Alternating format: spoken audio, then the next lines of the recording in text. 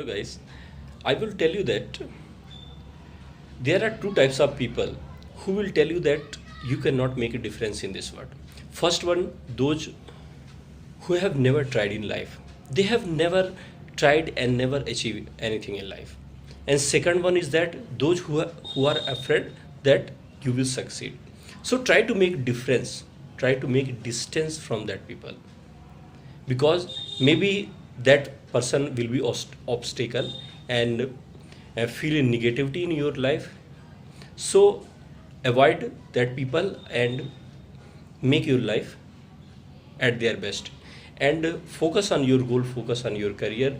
Whatever you have decided your task, you do it properly at appropriate time, and don't habit a procrastination, and try to avoid habit of procrastination, because procrastinating and it will be delay in your work, as well as make a lazy pun in your life, and you will feel like relax.